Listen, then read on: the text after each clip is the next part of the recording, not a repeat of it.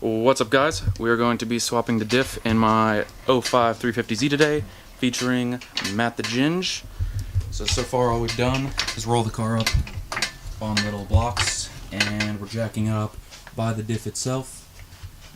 All we have to do is remove the 12 axle to diff bolts, the 4 drive shaft to diff bolts, the 2 top mounting bolts holding the diff in itself, and the rear bushing in the back. Alright, then after that we just threw in a jack stand on each side, and there's little tabs here that indicate where you should be using it. And you can clearly see I'm not, but it's still alright. I believe all we'll need for this is a 17 socket and or wrench, a couple of them in case you don't have an impact like so, just a small ratchet that fits in small places, and a couple of 14mm wrenches. There are 6 bolts on each side of the diff connecting the axles in, and here are the 4 that I mentioned prior around the drive shaft, and then these 2 big ones right here, the one in between the sway bar and the exhaust, and the last one's back here on the back side. Now if you're running a single exhaust down into the muffler, you shouldn't need to remove the sway bar or the exhaust pipes or drop them, even though I hear a lot of people saying they need to. But you actually don't. We use the sway bar to the advantage to rest the front of the diff on while we're lowering it down. Now after you remove a couple of the axle to diff bolts, you're going to want to take the car out of gear and rotate the wheels so that you can access the other bolts on the top side of the axles. To do that, luckily I have a welded diff in here, so I can turn either wheel to reveal the remaining bolts. Alright, now we're on to the drive shaft to diff bolts. Using the impact just to speed up the process a little bit.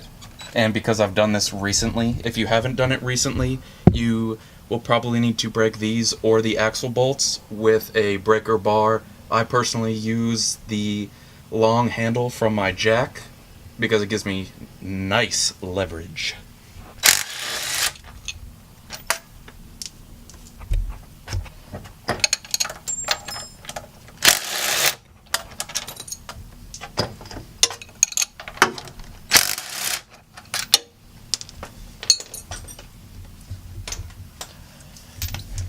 Now we move on.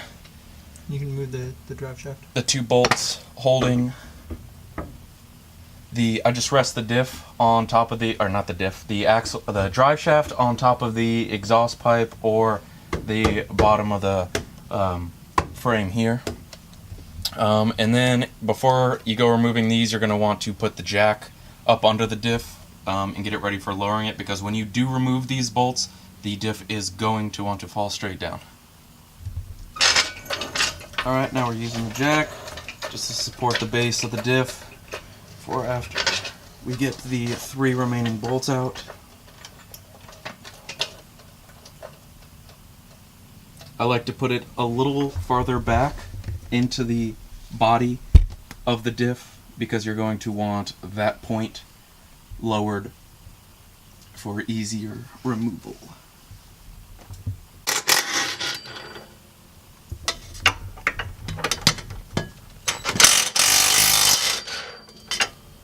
I just loosen these a little. I don't fully remove them yet so that I can get the 3rd and final bolt out of the rear. Here's the 3rd and final bolt holding onto the frame.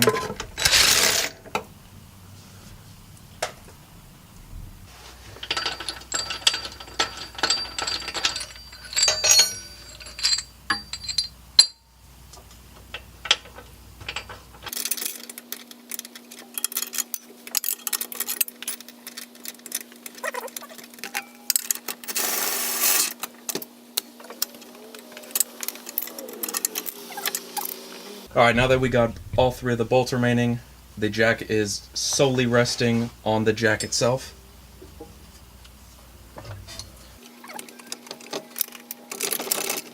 You're going to want to push it towards the front of the car to get the 3rd bolt in the back out of the frame.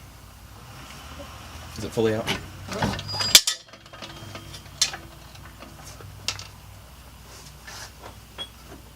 You still got a tiny bit to go.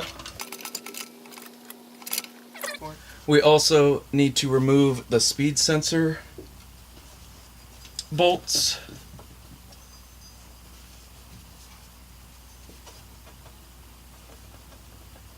By way of the clip. It's on my side.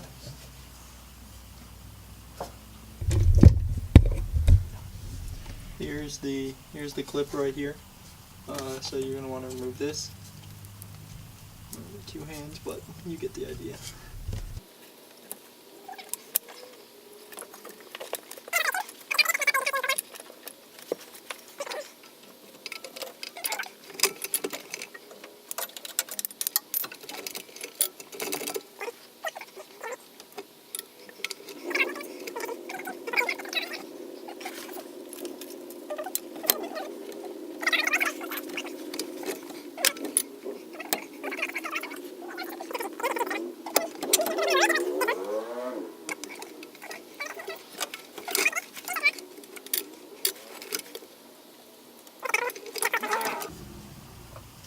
Slide the whole thing towards you.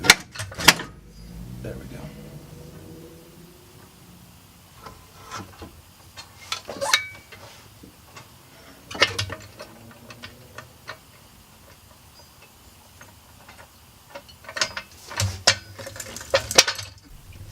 Alright, now we have my original VLSD diff that I'm putting back in the car for daily usage that we're going to put on the jack in the same orientation that we took the other one off, so that we can do the exact same removal process but in reverse.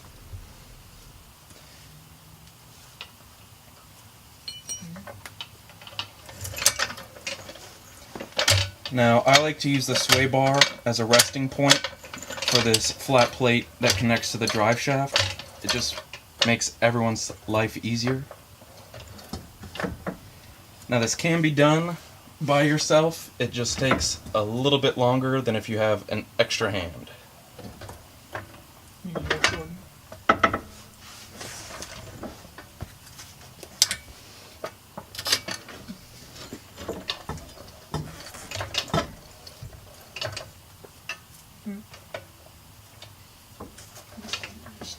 Scoot your way a little bit. See if you can scoot forward. Like the whole thing? Yep, whole diff has to come forward to clear the subframe. More? Yeah. Like the whole diff, like just pull it on there. Jack it up a little more, or can you not? I can, that's like the closest because that tube's hitting. We need to position it better because there's a tab up here. Oh, okay. And I can't get the flange past the tab. Alright, good. Now, jack it a little.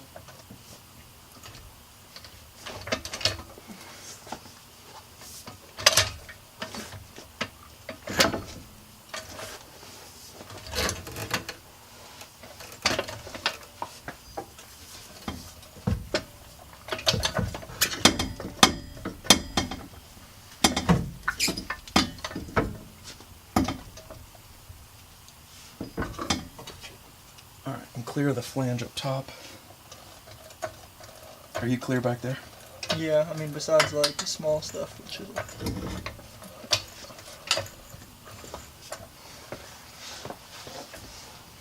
oh, I need to like Now once you get the jack pretty in the proper orientation for how it's going to be sitting while driving, you're going to want to connect the breather tube and the speed sensors before you raise it 100% into place, or it'll be very difficult to get your hands up through and on top of the diff and work with something that you cannot see.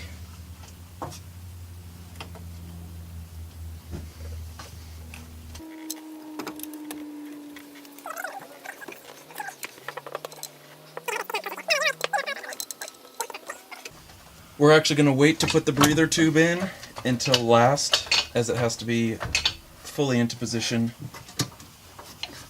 I can kind of get it. I'm looking at it. Yeah, I got it.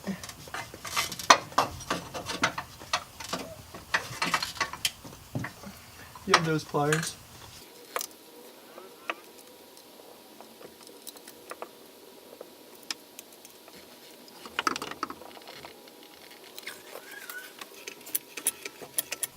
Now the first thing you're going to want to do when you're installing it is the last thing you did when you were removing it. You want to get the very back bolt through the bushing in the frame.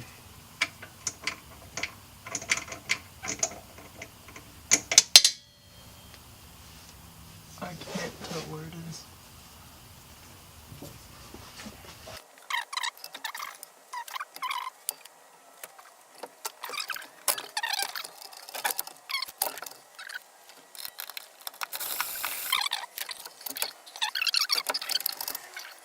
The normal.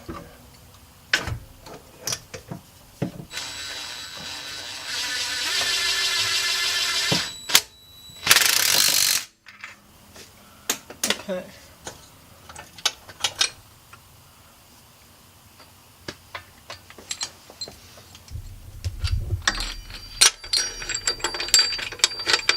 Now once you get the rear bushing bolt in, the other two should line up quite easily.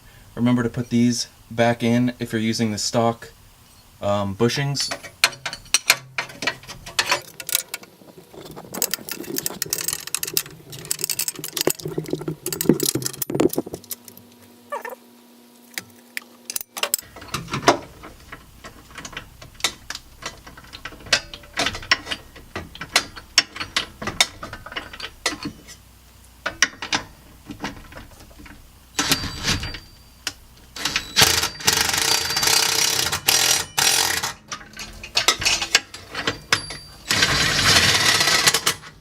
You're going to want to slowly alternate between the two so it slowly lifts it without torquing the bolts.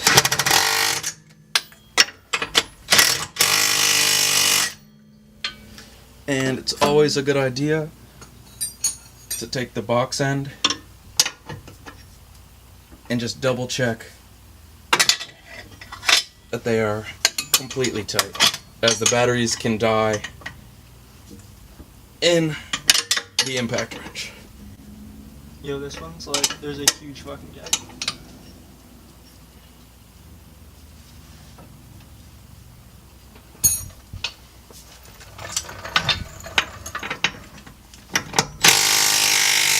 Still? Oh, that's that bushing thing. Well, like on the bottom, like the rubber side, there's like a huge fucking gap. Here? Yeah. There's a rubber piece in there. Yeah, but it should be like tight up against it. I think that's loose as fuck.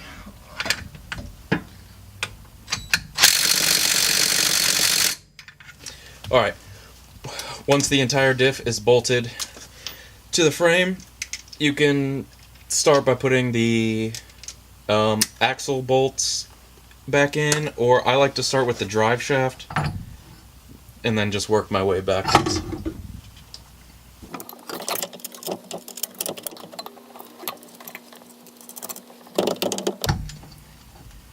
Don't tighten any of the bolts 100% until they're all in place and snug by hand tight,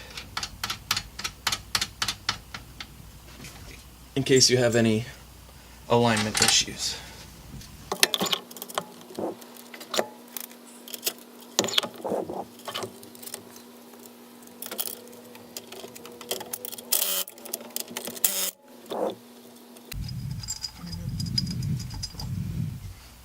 Forgot it's not like a 1-to-1.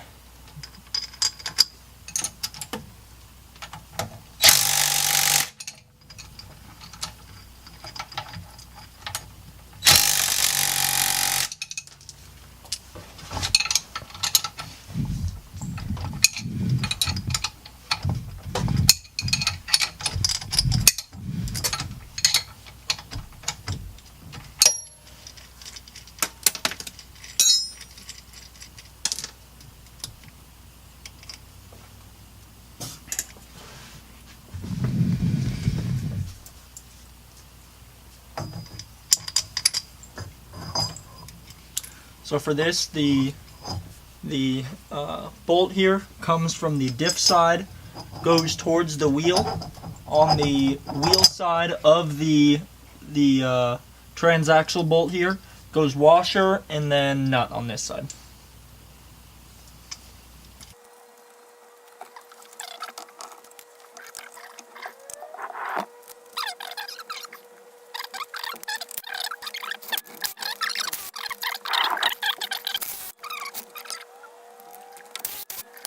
Alright, you can see we put all 6 on each side of the diff to the axles back in. We put the rear bushing bolt back in, the 2 front bushing bolts back in, and the 4 drive shaft to diff bolts back in. And you can test here, spinning a wheel. We're all good. It's not a bad idea to double check all of your bolts with manpower. In case, like I said before, that the wrench or the impact wrench decided to not do its job 100%, and it's safer to check this than to find out on the highway and or track.